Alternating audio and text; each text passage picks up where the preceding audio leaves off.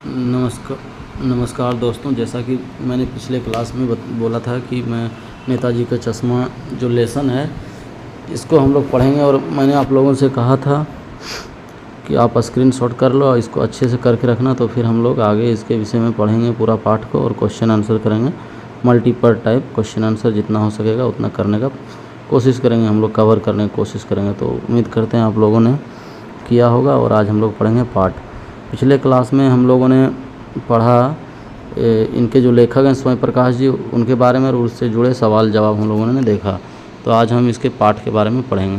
आगे पढ़ने से पहले दोस्तों मैं आप लोगों से कहना चाहता हूं कि वीडियो को ज़रूर से ज़रूर लाइक करें, इससे थोड़ा सा हौसला अफजाई होता है। और चैनल को भी सब्सक्राइब करें। देख रहे हैं व्यू तो ठीक ठाक ही आ रहा है, जितना चाहिए 60-70, चलो उतना ही ठीक है, लेकिन लाइक आप लोग करते नहीं हैं। लाइक भी करें, वीडियो को देखें भी और शेयर भी करें। तो पुस्तक का नाम है क्षितिज भाग 2 और इनके लेखक हैं स्वयं प्रकाश जी। और जो हम लोग पाठ आज पढ़ेंगे उसका नाम है नेताजी का चश्मा।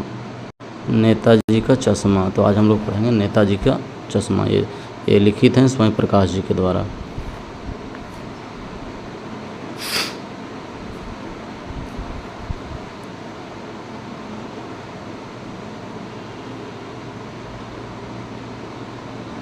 तो हम लोग स्वयं प्रकाश जी के बारे में पढ़ चुके हैं।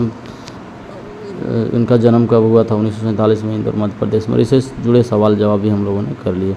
तो आज हम लोग पढ़ेंगे नेताजी का चश्मा के बारे में, सरसरी निगाह से देखते हैं, फिर हम लोग आगे क्वेश्चन आंसर करेंगे।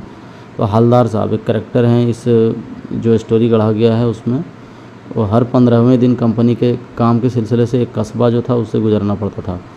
कस्बा बहुत बड़ा नहीं था, पक्का मकान भी, वैसा कुछ मकान भी वहाँ पे नहीं था, और जिसको एक बाज़ार कहा जाए उस तरह का बाज़ार भी नहीं था। कस्बे में क्या क्या था? तो लड़कों का स्कूल, एक लड़कियों का स्कूल, सीमेंट का छोटा कारखाना, 2 ओपन एयर सिनेमा घर और एक ठो नगर पालिका भी थी। तो ये जो हमने पढ़ा इसे सवाल आएंगे 100%। नगर पालिका थी तो कुछ न कुछ करती भी रहती थी। कभी कोई सड़क पक्की करवा दी, पेशाब घर बनवा दिए, कभी कबूतरों की छतरी बनवा दी, कभी सम्मेलन करवा दिया। इस नगर पालिका के किसी भी उत्साही बोर्ड या प्रशासनिक अधिकारी को एक बार शहर के मुख्य बाजार के मुख्य चौराहे पर नेताजी सुभाष चंद्र बोस की एक संगमरमर की प्रतिमा लगी हुई थी। प्रतिमा कैसी थी दोस्तों? संगमरमर की प्रतिमा। तो ये पॉइंट आएगा कि कैसा प्रतिमा किससे बनी हुई थी, उसको ध्यान रखना है।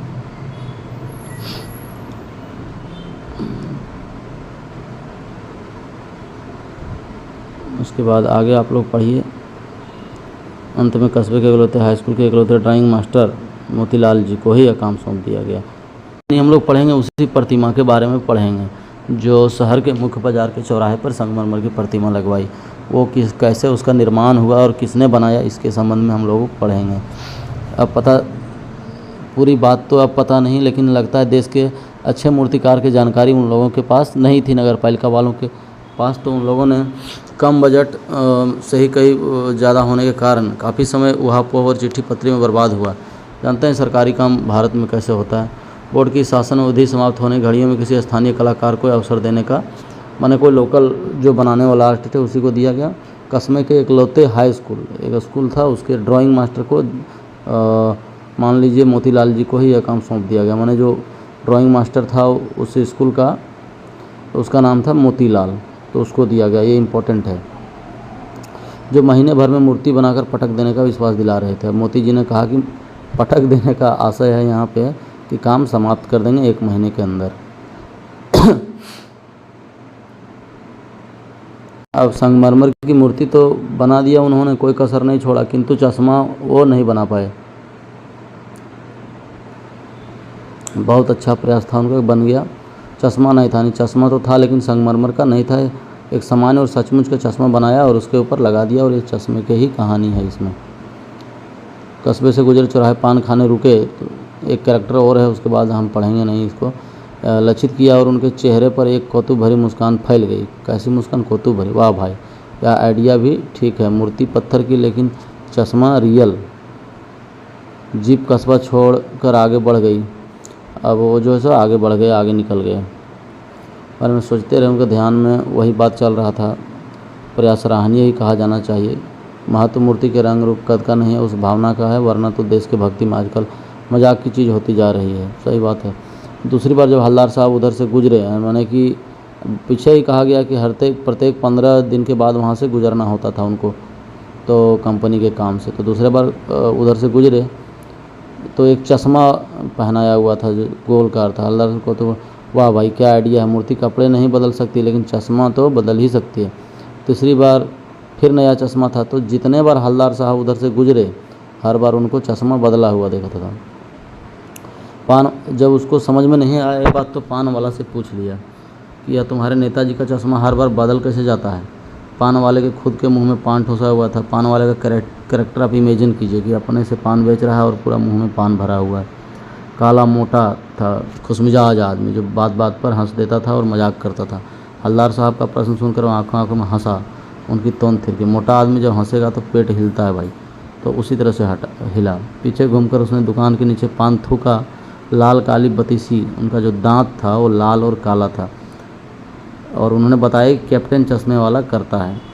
कौन करता है? कैप्टन चश्मे वाला करता है। क्या करता है हवलदार साहब कुछ समझ नहीं पाए।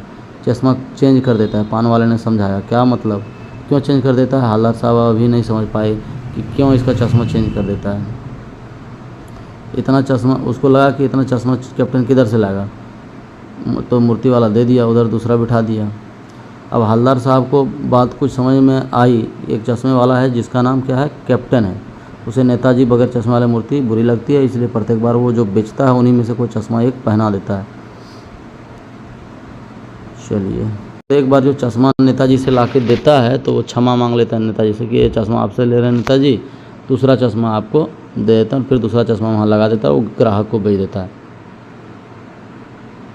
तो यही कहानी है।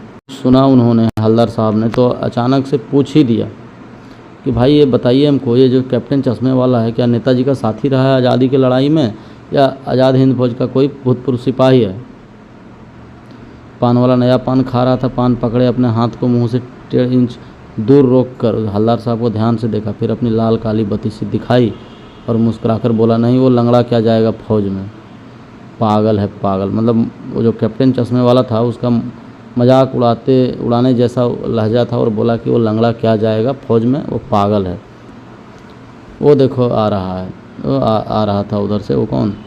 चश्मे वाला कैप्टन। हवलदार साहब को पान देशभक्त का इस तरह मजाक उड़ाया जाना अच्छा नहीं लगा।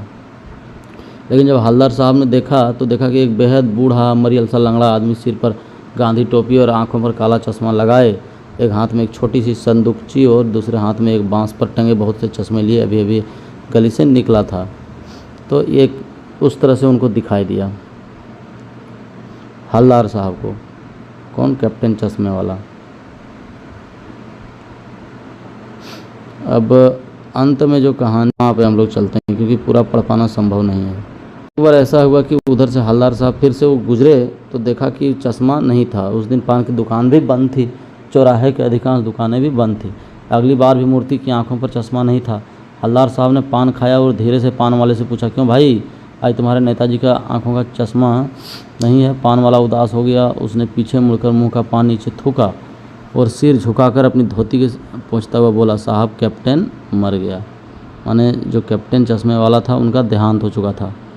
कुछ पल चुपचाप खड़े रहे, फिर पान के पैसे चुकाकर जीप में बैठे और आगे चलते रहे। बार बार सोचते क्या होगा उस कौम को जो अपने देश के खातिर घर गृहस्थी, जवानी, ज़िंदगी सब कुछ हम देने वालों पर भी हंसती है और अपने लिए बिकने के मौके ढूंढती है। दुखी हो गए। 15 दिन बाद फिर उसी कस्बे से गुजरे। कस्बे में घुसने से पहले ही ख्याल आया कि कस्बे की हृदय स्थली में सुभाष की प्रतिमा अवश्य प्रतिष्ठापित होगी, लेकिन सुभाष की आंखों पर चश्मा नहीं होगा क्योंकि मास्टर बनाना भूल गया और कैप्टन मर गया। सोचा आज वहाँ रुकेंगे नहीं, पान भी नहीं खाएंगे, मूर्ति की तरफ देखेंगे नहीं, सीधे निकल जाएंगे और चौराहे पर रुकना नहीं, आज बहुत काम है, पान आगे कहीं खा लेंगे। आते ही मूर्ति की तरफ उठ गई। कुछ ऐसा देखा कि चीखे रोको। जीप स्पीड में थी। ड्राइवर ने जोर से ब्रेक मारा। रास्ता जीप रुकते रुकते हवलदार साहब जीप से कूदकर तेज़ी से, माने कि क्या अब देख लिए कि जीप को अचानक से उस तरह रोकने के लिए बोले। मूर्ति की तरफ लपके और ठीक सामने जाकर टेंशन में खड़े हो गए। आंखों पर सरकंडे से बना छोटा चश्मा रखा हुआ था, जैसे बच्चे बना लेते हैं। हवलदार साहब भावुक है, इतनी सी बात पर उनकी आंखें भर आई। तो ये था नेताजी का चश्मा का एक संक्षिप्त कहानी जो 10 मिनट लगा है अभी पढ़ने में। अब थोड़ा सा लंबा होगा, या फिर क्वेश्चन हम दूसरे वीडियो में करेंगे। मल्टीपल टाइप क्वेश्चन आंसर करेंगे, जिसके लिए हम अब दूसरे वीडियो इसके पीछे ही लेकर के आएंगे। इस चैप्टर को आज ख़त्म ही कर देना है।